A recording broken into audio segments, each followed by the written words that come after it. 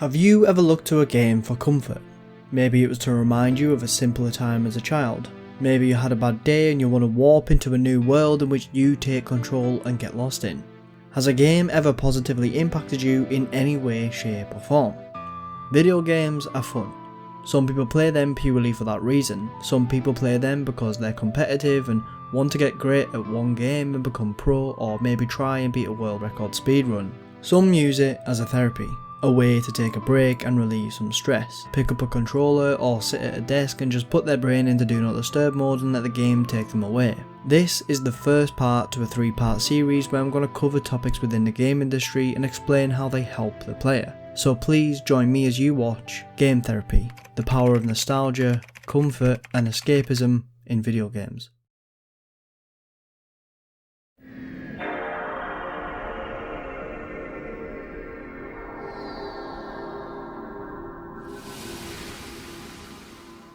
That right there is nostalgia. If you heard that noise and instantly felt some warmth or joy of a happier time, then you just felt nostalgia. Maybe you're older or younger and never had the joy of the PS2, or maybe you just played another platform. Either way, whatever you're thinking of now brings to you the emotion of sentimental yearning for a past time. Nostalgia is just that.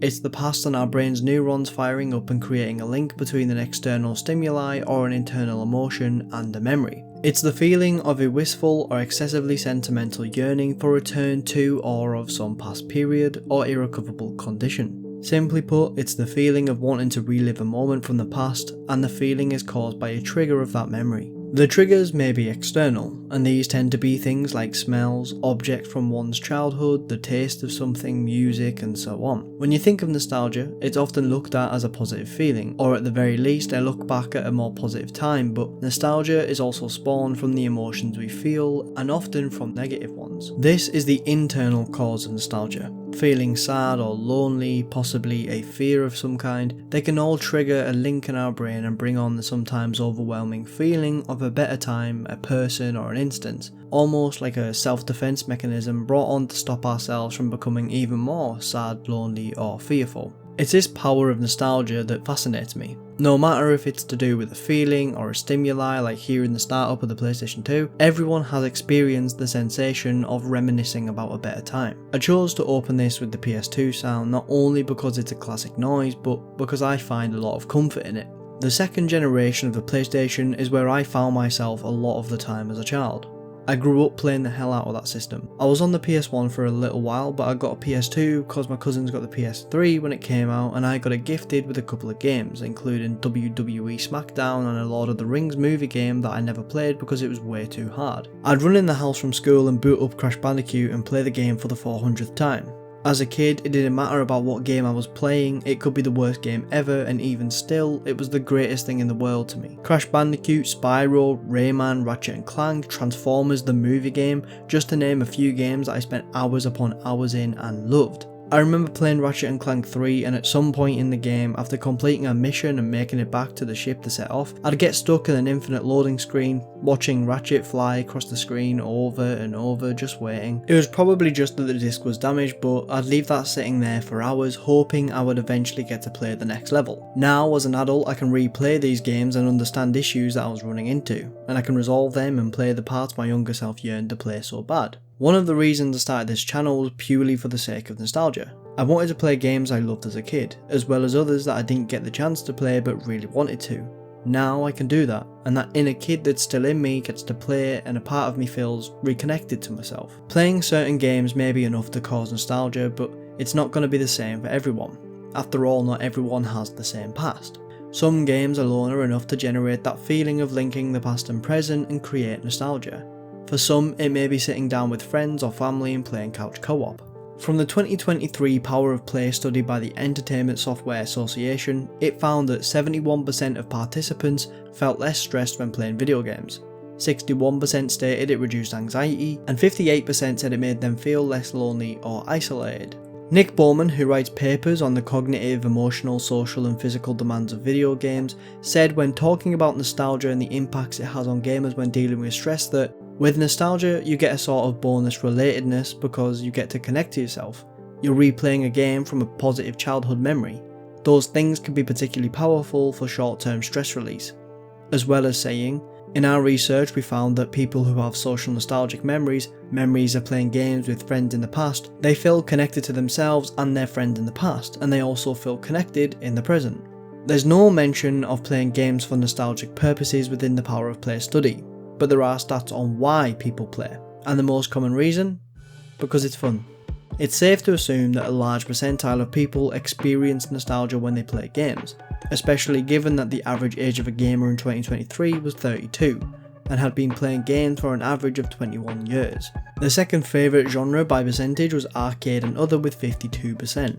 So we have gamers that have been playing for over 2 decades, one of the favourite genres in arcade games, and as well as that, a lot of parent gamers love to play video games with their kids. To me, this is partial evidence that nostalgia plays a larger factor in video games, whether it's playing them for that feeling or playing through your kids as a vicarious way of reliving your own childhood. Sometimes we have to deal with stress. It might be a single day, it might be a week, it may be longer. It could be an entire situation that you're going through, and sometimes you just need reminding of a better time.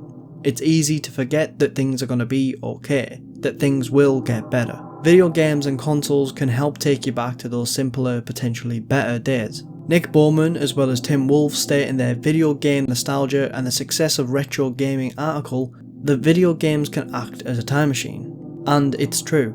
As mentioned before, I've started playing older games from my childhood simply for that remembrance of what it was like. It's fascinating to me that a game, no matter how bad it was, is spectacular when I was seeing it through the eyes of a child, just enjoying having a game to play. I remember playing Shadow the Hedgehog and thinking, holy shit, this is Sonic with guns, and it was the greatest thing in the world for a couple of weeks until I beat it. There was an unlimited amount of movie tie-in games and most of them were awful, but to list some off that I thought were good, we have Meet the Robinsons, despite the fact I've never saw the movie, Kung Fu Panda on the Nintendo Wii, which was great, Robots, I don't remember much of it, but one of my favourites was The Incredibles. My brother bought me it from Blockbuster. I must have played that game 100 times. Launching yourself around as a fat Mr. Incredible and fighting the giant robot bosses where they launch rocks at you, or the absolutely insane dash levels. I mean, it took me so long to beat the late for school mission, but I adored it. The entire reason I brought up the quote, video games as time machines, is because something else Nick and Tim bring up in their papers is that although technology is advancing at an incredible rate, and the improvements from video games when they started releasing to today is astronomical, and yet so many people try to replicate the design and feel of older games. Nostalgia is marketable, and companies know that now. In November 2016, Nintendo released the NES Classic Edition, with the greatest games preloaded into it, including Zelda, Mario, Donkey Kong, Kirby and so on.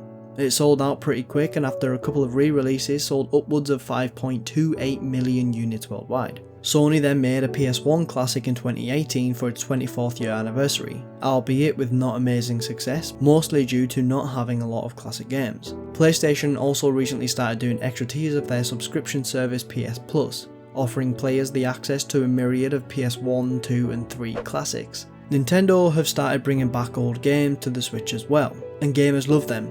They love going back to that old school feeling of gaming, with graphics that are nothing to shout home about, however with art styles to remember, gameplay to love, 8-bit music to admire, and memories to recreate.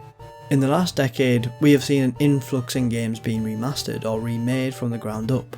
Recently, we've had the Resident Evil remakes coming out, which although are mostly the same games, have been remade to make them feel completely new. They remastered The Last of Us far more times than they needed to, let's be honest. It could have stopped after the PS4 remaster. Some games don't get a remaster or remake, but instead get upscaled with a HD version. For example, Ty the Tasmanian Tiger, Jak and Daxter, and so on. But despite reminiscing with remakes and masters, developers have tried to capture that beauty of older games. Signalis is described as a classic horror game, with an isometric view and pixelated graphics, and gameplay similar to that of Resident Evil with the puzzles, there's gunning down zombie-like creatures, and as well as that there's references to other well-known horror franchises scattered throughout, including a Silent Hill reference with the red screen save menus. Signalis still stands on its own 2 feet as a unique title and is well deserving of a playthrough if you 1 enjoy horror games or 2 like the older game feel that it brings to the player. It was designed with nostalgia in mind, with the aesthetic of an older generation, and it achieves that greatly. It isn't always large companies or indie developers that try to bring in an audience to a nostalgic giving game.